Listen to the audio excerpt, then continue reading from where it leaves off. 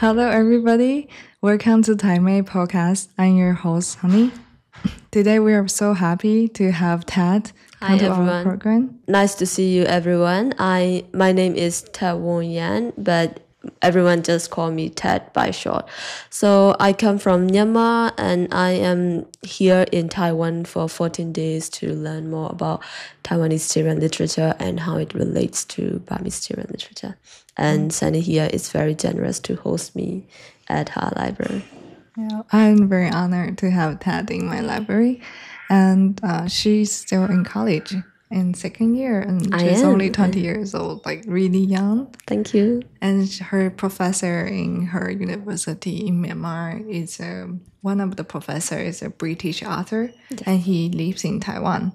And he's my friend. So that's how I can met Htet. Because when she applied for the project for this visitation to Taiwan, then we all tried to help her and wanted to meet her and arrange her to more places. Yes.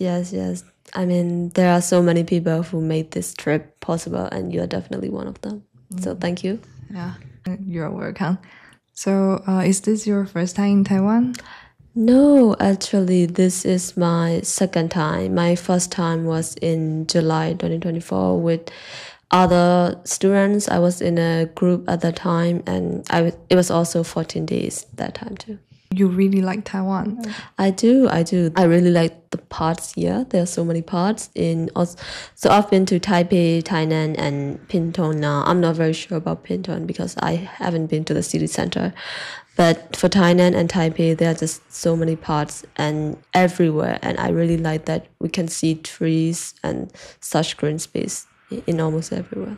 How about your city, Yangon? My city, Yangon. Are there a Yangon. lot of parks too? Yes, there are parts. But the thing is, there are only really, really big parts. We do have a small parts, but not as much as in here. So if you want to go to a park, we can picnic with your family. You would have to intentionally go there, take a bus just to get there. This time you're in Taiwan for children literature, this topic. This is related to your project in Myanmar. Yes, yeah. Mine. I know you are a founder of a project called Whitetails. Yeah, can you share more about your project? Yeah, so Whitetails is a storytelling initiative, if we put it simply. So it started around March 2024.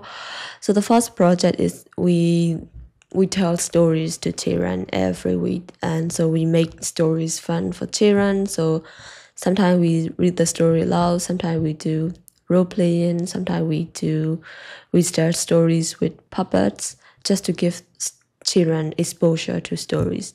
So yeah, that's basically what we do. And currently we are also doing the same project, but in a different location as the pilot project.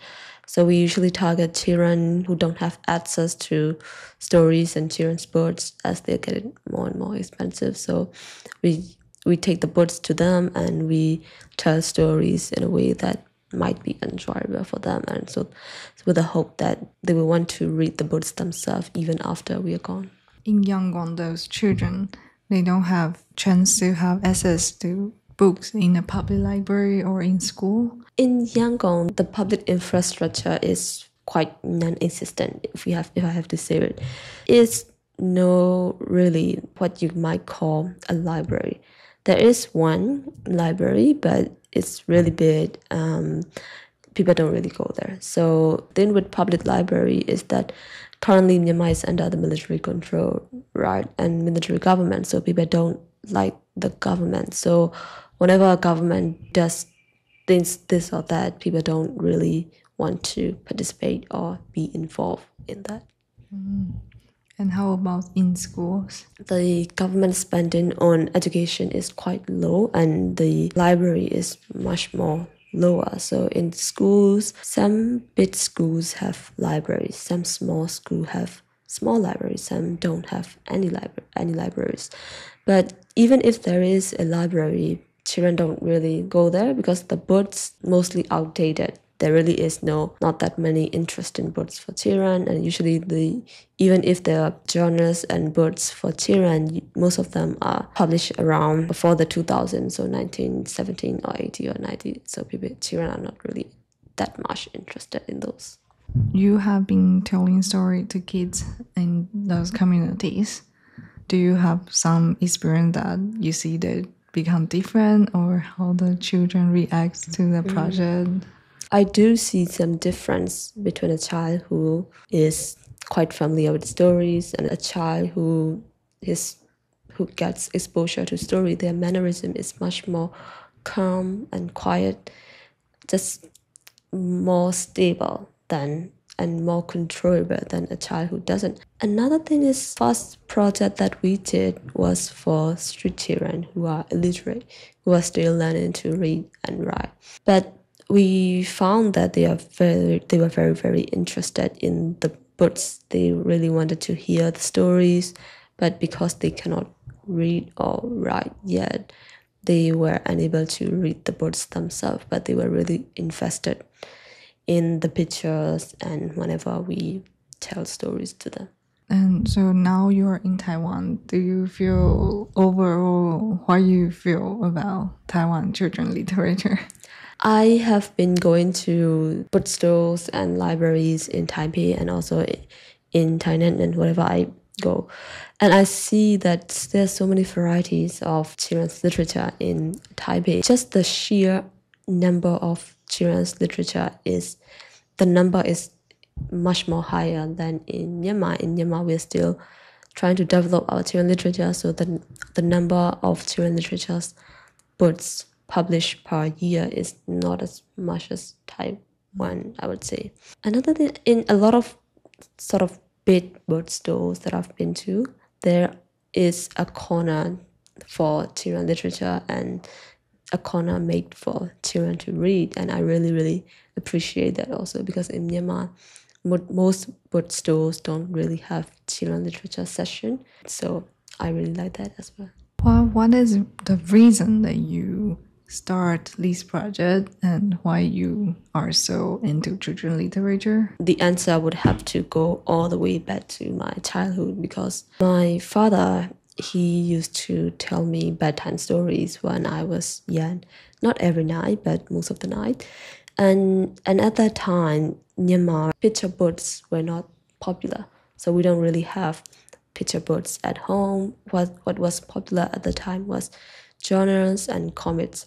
Whenever he would tell bedtime stories, he would have to create the stories themselves. So it took very long for him to move on from one sentence to another. So he would say something like, once upon a time, there is a kingdom, and then he would take like 5 to 10 seconds. And then there was a little princess, and then another 5 to 10 seconds. I was like, what happened? And sometimes when he was tired, he would fall asleep between those sentences. And I was left wondering, okay, what's next? Do you know the reason that he did that? My parents were pretty young when they had me, so they were young and I was their first child. So as with young parents, they just want to give me everything. I think that could be one reason, but my father also reads a lot, so he wants to pass that down to me as well. And it worked. So I was exposed to stories by him when I was young, and when I got to elementary age where I can read myself, I read things on my own. So, and up to this day, so in a way I would say it worked. So story is a very important part in your life. Yes. Stories, yeah, they've been there with me since I was a little kid. Is that in Myanmar very common, like your father reading and telling story to kids? Is it common there? No, I don't think so. I mean, there are some parents who do that, but the majority, I don't think so. So now you are focusing on Whitetails, your initiative. Yes. Can you share with me about what kind of project you have doing before, and also what's the next step? As I said in a little bit introduction about Whitetails, we do storytelling projects where we tell stories to children every week. So there's each story. So we only tell 1 or 2 stories when we do part session, and one session would take 45 minutes to an hour. So we would tell a story first, and then we would do a follow-up activity that relates with the story that we just told. Currently, Htet have done 2 projects. So the first project, our pilot project, was from May to June in 2024. It took 2 months. For the second project, we thought we wanted to make it longer. We wanted to make it long-term so that children can really develop their love for reading and stories. So for the second project, it is from January to May 2025. So we are doing it 5 months to really get to know the children themselves and to really make sure that the stories that we are telling get to them. For the next step, we were thinking maybe we could do a guidebook, because we have 4 storytellers, right? I have some friends and our base is in Yangon, and I have some friends from cities outside Yangon who said that we also want to do a project like that in their own city. But for us, we have taken six storytelling trainings and over the time of a year. And it's hard just to give a new person 1 or 2 storytelling training and expect them to be able to handle children and stories. So the human resource is one problem with words like this. So we were thinking in the future we might do a storytelling guidebook that is friendly for parents and beginner storytellers who want to start their own storytelling projects. So yeah, that's an idea. But in the far future, we are also thinking that we could maybe write and illustrate and produce our own children's book as well. But that's still far away. Can you share with me how then why you have the idea of White Tales? How you came up with the idea? Right. So it was around, I guess, January or February 2024 last year. My university was giving out a very, very small grant to do community projects. With first glance, the amount is very small, and everyone thought, oh, you can't do anything with that amount. But our advisor actually encouraged me to go something to do, and I was reflecting on my childhood with stories and the current situation in Myanmar, how children don't really have access to stories and books anymore. So that's how the idea came to be. Right, so we started with that very small amount, but we also got very generous support from a lot of different sources. So we got free storytelling trainings for free, and we also got some of the books for free and some of the other books for a discounted price. This White Tales has relied on the support of the community from the beginning, so we really value the community that we have and the support that we have. So that's how it got started in the beginning. And then after the pilot project, we took a rest for a few months. And then for the current project, we already have the data from the first project. So it's easier to find people who are willing to invest in us. According to storytelling, sharing children literature, children's story to kids, what do you think that can really help kids in which ways that in your mind? I mean, why it's so important for children to read children's books? I mean, if we look from the perspective of the children, it would be entertainment, right? The effect of reading, some people expect that reading will make them be a better person like overnight. But the effect of reading is quite invisible in the short term, and it's only when you do it long term and you're not actively seeking out the benefits. Only then, slowly by slowly, when you get to a point in your life and you look back to who you were in the past and then how much you have grown during this time, that's only when you see the benefit. You can't seek out the benefit for reading as you would do for some other activities. So I'm not really sure how. Well, the one thing would be character development, and the another thing would be critical thinking. So these are the 2 skills that I got myself. I got from reading myself, and I also wish children to get. But the thing with these things is whenever we do M&E monitoring and evaluation for our White Tales project, it's the evaluation is really hard, because how are you going to measure how much children have improved, how much children enjoy from our storytelling session, because it's quite immeasurable in the short term. So it's really hard as well. Yeah, so, but in the future, we will see the effects. Can you share more about character development? What does this actually mean? Character development, I would say they become much more well-rounded person, much well-spoken people, because whenever I taught with a friend, he interacted with someone that he doesn't really like and their vibe doesn't match. If you read, then the communication between them would be much more easier. He would always, I mean, it's quite true. Whenever I see people who have much more exposure to reading and text, they're much easier to communicate and much easier to just talk to, you know. So character development is hard to define, and everyone would have their own definition. I think I can understand. Okay, thank you for your response. So I wanted to ask you about your trip so far. You've been in Taiwan for almost 12 days? Yes. So you're going back in few days? Yes, I'm going back in 2 days. Can you share something about this journey? The last time I was here, I was only in Taipei, and I was in Taipei for 14 days. But this time I was in 3 different places, and it's really exciting.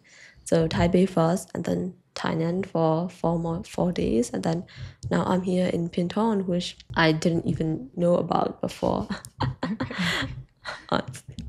Yeah, but it's been really great. So I mean, traveling to these different cities and places, riding the train, and it's all a very new experience for me, and I'm really, really enjoying it. Are there something that is very memorable and you wanted to share? Yeah, the most memorable would be yesterday when I was in the mountain seeing when I meet Mr. Gold. I mean, as with the name, he really looks like a gold. And he was so fun. He was fun. His wife was really nice, and the cat we met. I saw 2 cats, and both of them were very friendly as well, except for the dogs, maybe. Yeah, and the view was really nice. I also enjoy the mountain chicken.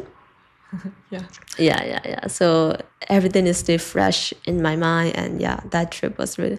And also, I was feeling a little bit car sick. So when we were going up the mountain, there were a lot of turns and twists, but on the way up, I slept my way through it, so I didn't feel it very much.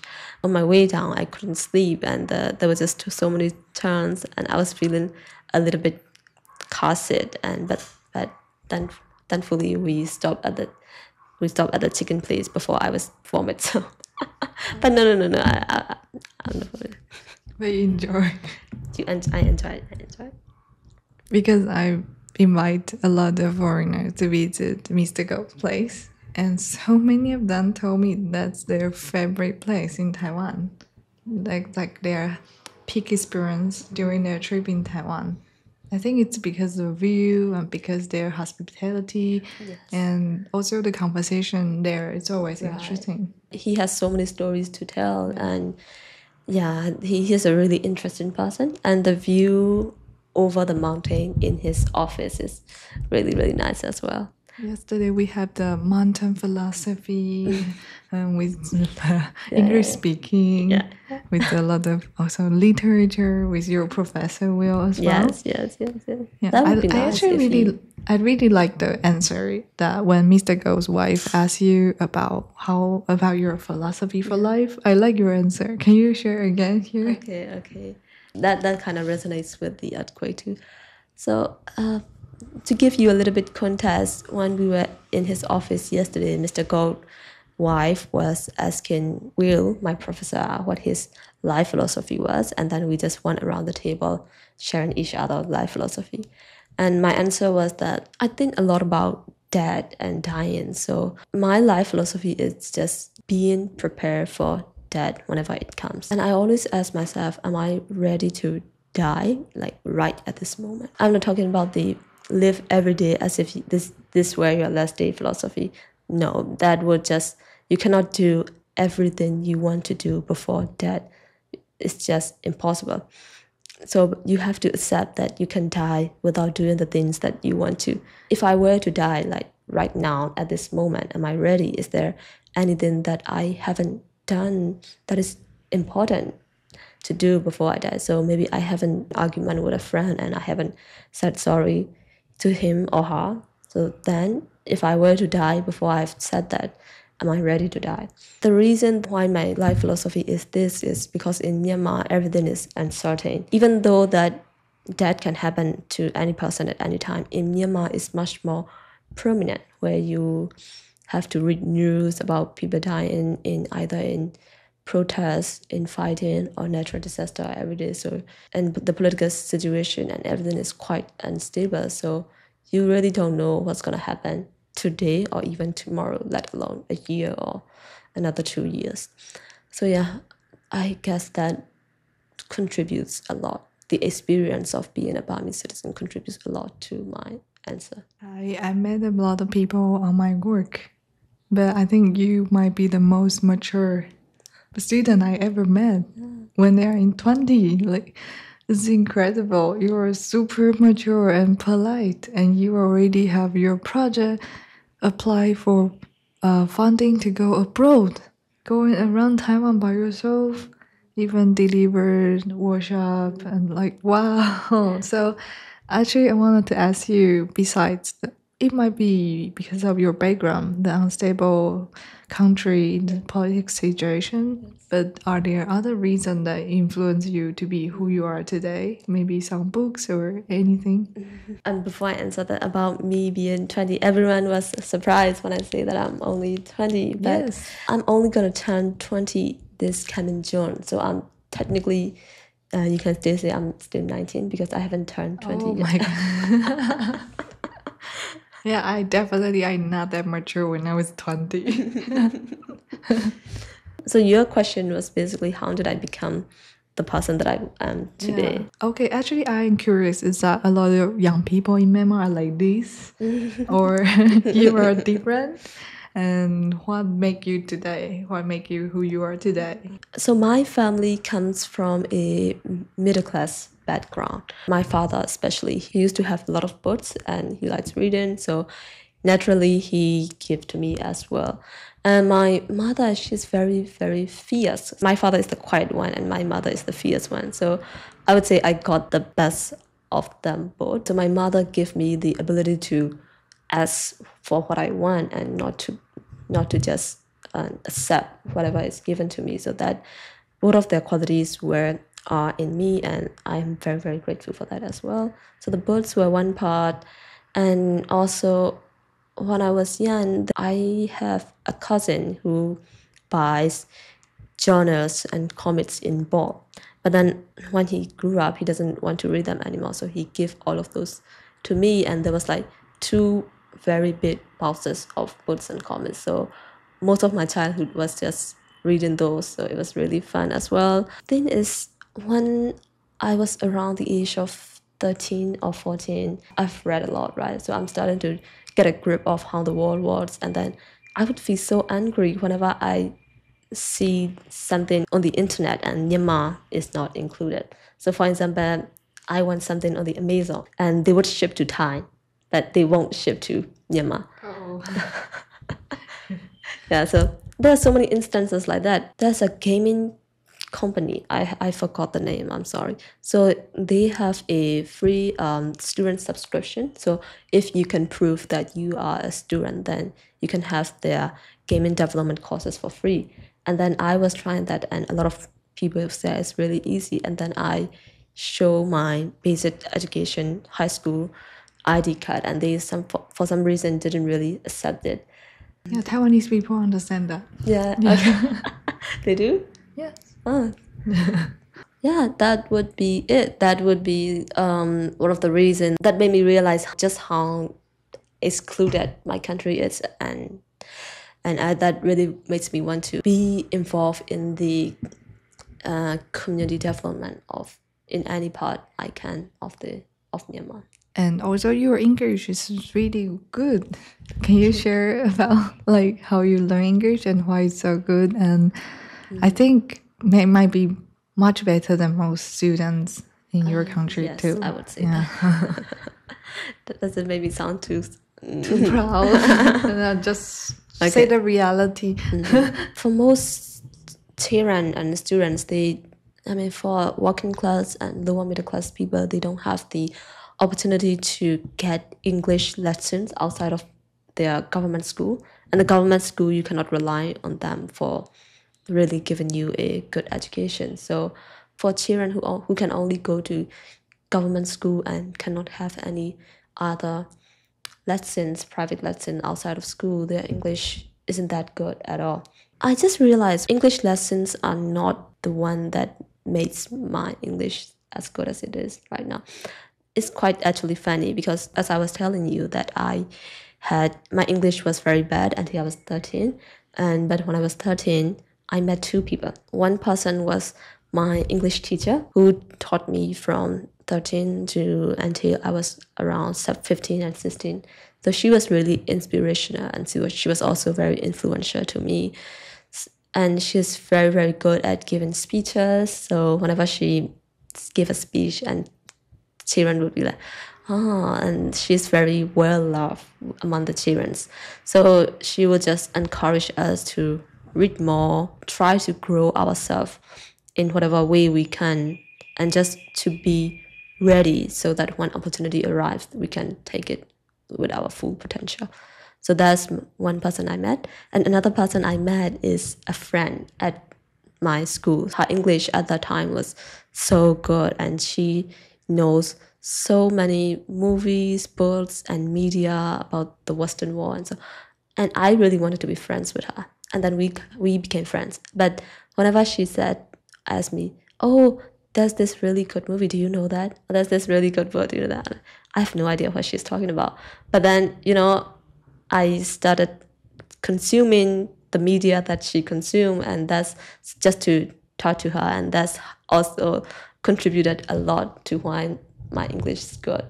When you're talking about Myanmar situation, all the situations, I think a lot of people wanted to leave the country. A lot of young people, maybe they move to other country to work, to study.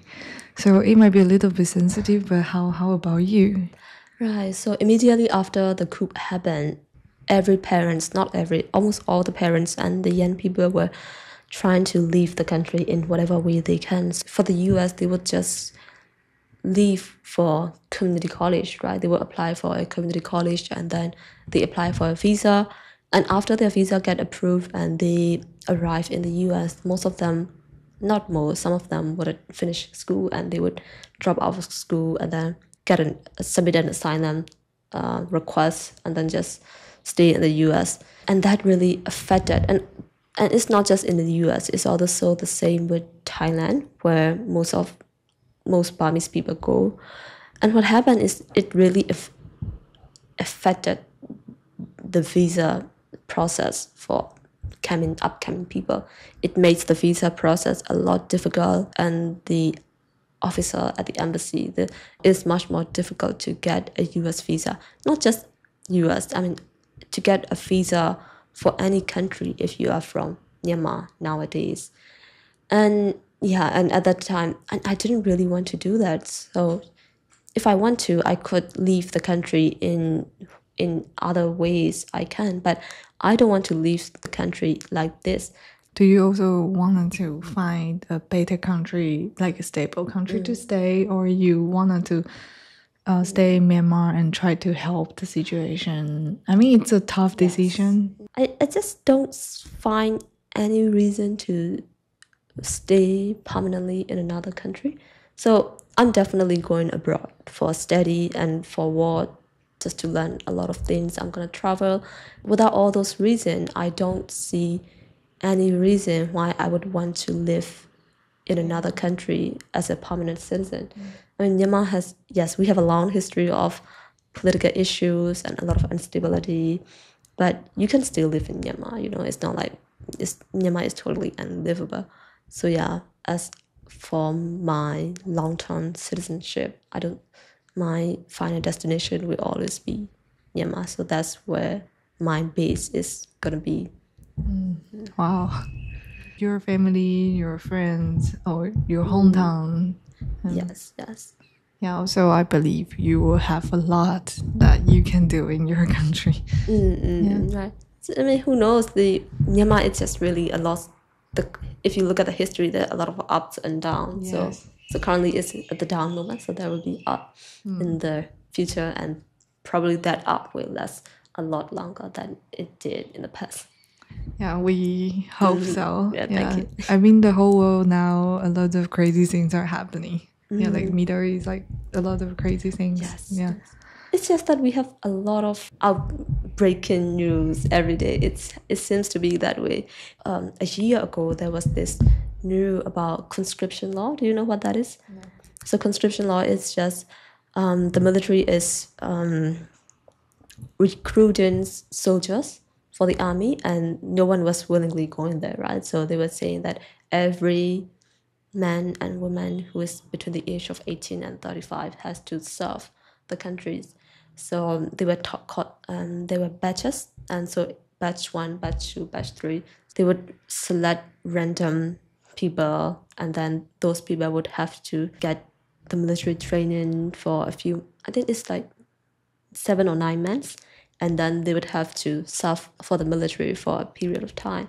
And everyone was panicking, and the situation is quite the same as it is now. My group chat, every group chat is exploding. There were news about it. It's true that Myanmar just has a lot of those moments, you know. The group chat explode, everyone's talking about that. You can see it all on the news. So a lot of instances like that.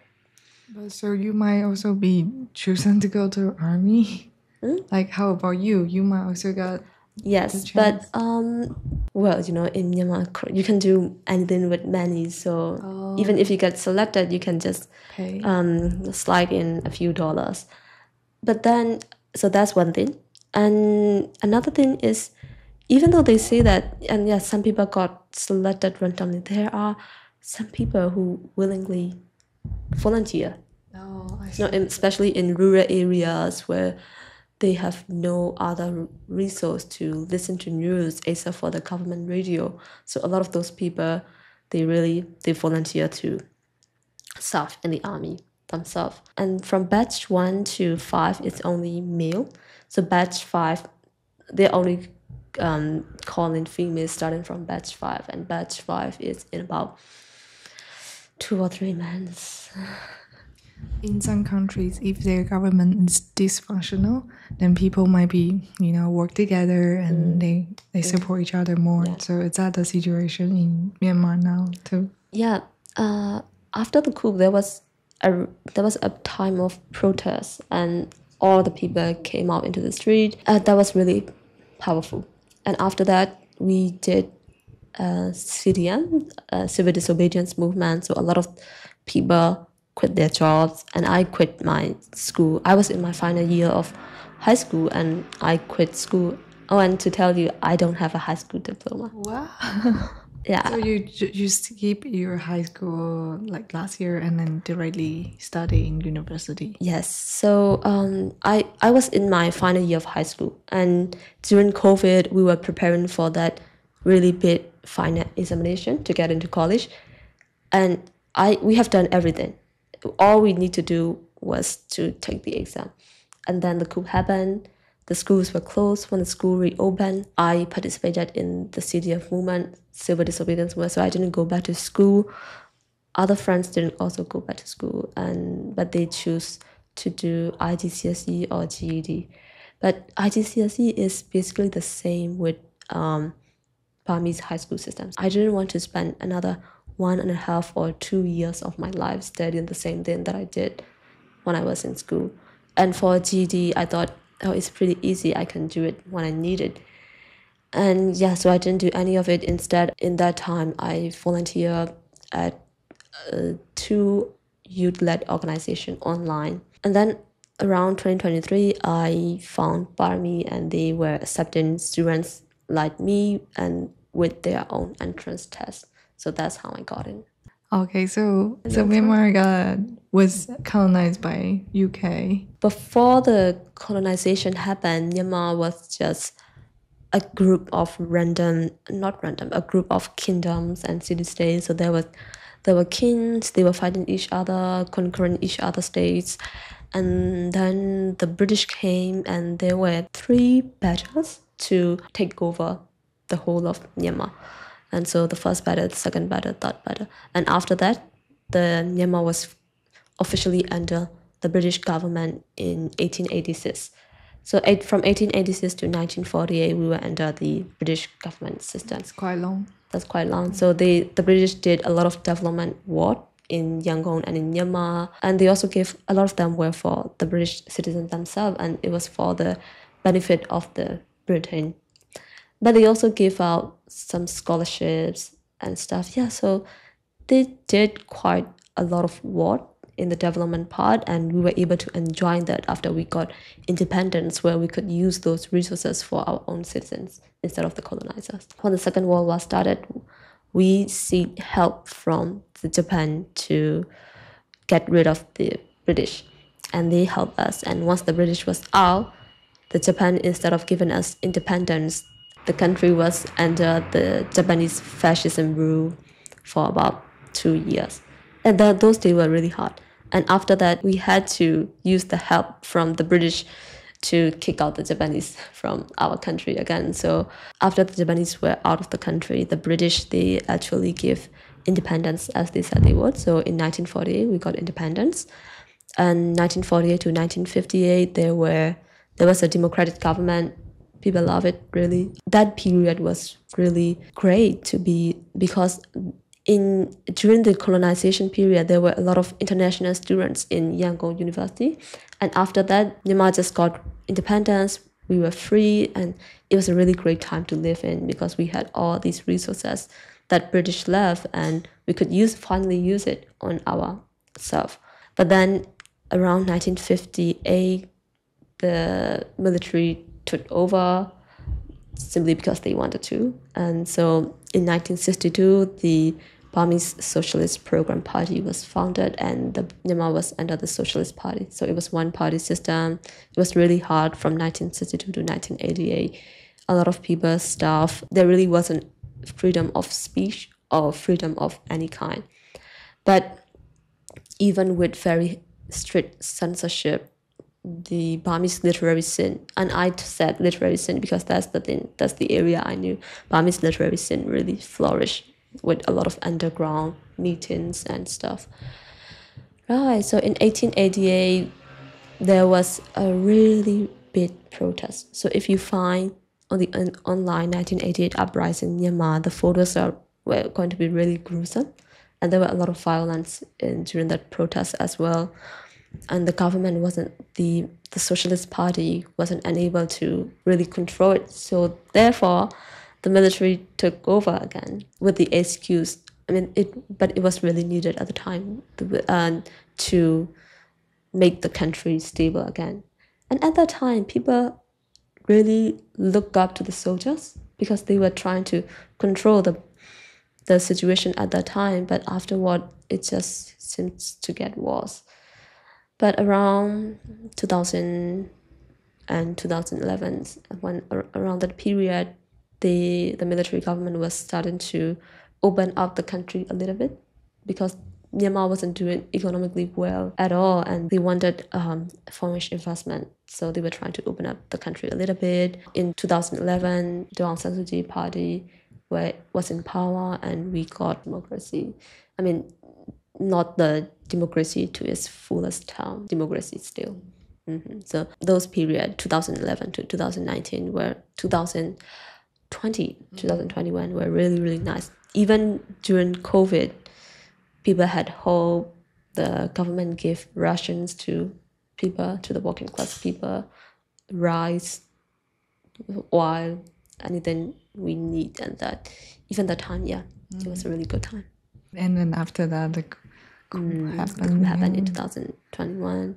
Maybe, I think the journalists and the politician might have known that this was going to happen, but for an average citizen, they have no idea, right? Everything was going great, and so this coup really came as a surprise, a very tragic surprise to all of us.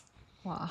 In that process, how did you cooperate with this sudden change? I was 16 when the coup happened. Yeah. And so young people like 16, 18, 20, 22, they were really young. When they came of age, when they started to realize what's happening around them, democracy is like starting to grow, right? So for me, even though when I was young, the time when I was born, 2005, to still under the military control, but things got really better when I started to grow up. So when I started to realize what's happening around me, things were really looking great. It was really hard on young people. But for the older people, it's just depressing, you know. They have already been through this. Even if they haven't been through that, they know what happened in the past. They know more than young people, and it's just depressing how history repeats itself. Okay. But old people might be more like easier for them to accept that, but they also feel sad. Yeah. You're also going through a lot of very strong emotions, yeah. Because it was February 1st. I just took the final exam like a week before. I did really well in the exam, and I was waiting to get the results back. And they said, okay, you can take it this week. And I was going to go take the results in the coming days. And then the coup happened, and I never knew how much I got. So yeah, and there were, even up to this day, whenever the anniversary hit, people would post what they were doing on January on that day and how waking up to that news felt. Very emotional. Yeah, I hope Myanmar will be better. Thank you. Yeah. Thank you. Yeah, and we need more people being educated and more people reading. That also make a lot of differences. So what you're doing now for children to have access to stories, to be able to in touch with literature, and they might like reading more in the future, is actually very influential. Yeah. So if people, after they listen to this program, if they wanted to support your project, they can also support your project, right? Yes, absolutely. Different kind of ways. We're looking for any kind of support that we can get, especially the organization's only been a year, and we really want to make it sustainable in the future. So. Because you tell stories in Burmese language, so it might be really difficult for international volunteers to go there and to want to be a storyteller volunteer, because if they cannot speak Burmese. Especially the kids, so we have to cater to the needs of the children, so the children cannot speak English, and our purpose of telling stories is not to improve their English, right? It's to improve their critical thinking skill and for them to be much more aware of their surroundings. So yeah, language isn't that much of a huge problem. So we tell stories in the language that they understand and in the language that we can speak. So if people wanted to support you, they can, I think we will try to share the contact link below our website. Yes, absolutely. Do you have anything that you wanted to share to Taiwanese audiences, or anything that comes in your mind? Yes. I just want to say I really enjoy my time at Taiwan. So 14 days last year and 14 days this year. So it's all a mat now, and my time in Taiwan has been nothing short of amazing. I don't really want to comment on children's literature in Taiwan because I'm still learning myself and I don't know that much. Yeah, but as for the general experience, I really like the parts. I really like Zhubai and how accessible it is, and I really like the efficiency of the public services, the metro system, and also the healthcare system, because I experienced that firsthand during my last trip. I haven't told you that experience, but I will later. So you were sick last time? No. It's a long story. Do you have time? Maybe you can try to share in a simple way. Yeah, simple way. So I was with other students last time, right? And so we got a free evening, and my friend and I decided to go ride bicycle around the hiking area. So we were riding, sometimes we were walking. It was great. We did that for about 2 hours, and then we were planning to go home. And there was a bit slope down there, and the door was really small. And first I went there, and it went really great. I got past the door, and for her that time she crashed her bike and hit her head on the platform, and blood was coming out of her head. And then the local near us called the ambulance. They said they would arrive in 5 minutes, and it did actually arrive in 5 minutes, so I was grateful. And then the police show up. I had to show our passports and what happened, answer their questions. And when we got to the ER, waited only like a few minutes, and then we were with the doctor, and then told him what happened, and then he stitched her head, and then that was it. And the final cost was not that much at all. We had insurance, but for some reason the insurance couldn't cover the stitch cost. But even without the insurance for the stitch, the cost was not that much at all, and we didn't even need to wait that long in the ER. So I'm really surprised about how efficient that is. Because in Myanmar you won't get that. You would have to wait like at least an hour just at the public hospital, of course. I see. I'm glad that you enjoyed Taiwan. I did. And your story might be very inspiring for people too. Thank you. Because yesterday you had a workshop in our library about some children literature history and your work, your white tales. Yes. And I can see audiences are very into that. And they were really interactive and they were really engaging. Yeah. It's actually a little bit difficult for children here to imagine how difficult that is in many different countries, that people don't have access to books, to all this really good equipment in school. And actually, it's very lucky to be born in Taiwan. It is. I was at the Pinbay High School. Pinbay Senior High School. Yeah, the other day, and they had tablets. Very beautiful classroom. Yeah, very beautiful classroom. The library was 2 floors and filled with birds, which is very nice. It's very common in Taiwan. But people might not notice how precious that is. Yeah, it's not in every country that children have all this equipment. Right.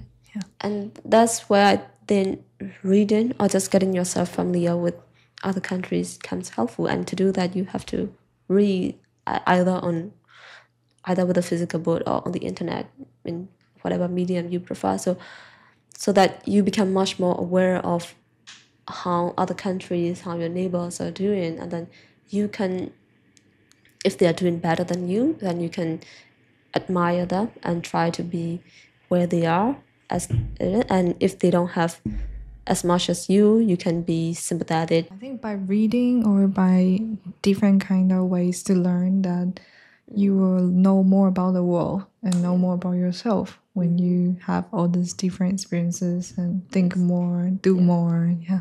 And reading sometimes might be a little bit boring for children, so that's where the stories come in. So if you tell them in the form of a story, then it's much more easier to absorb for children. Before we had this library, my mother ran the public library.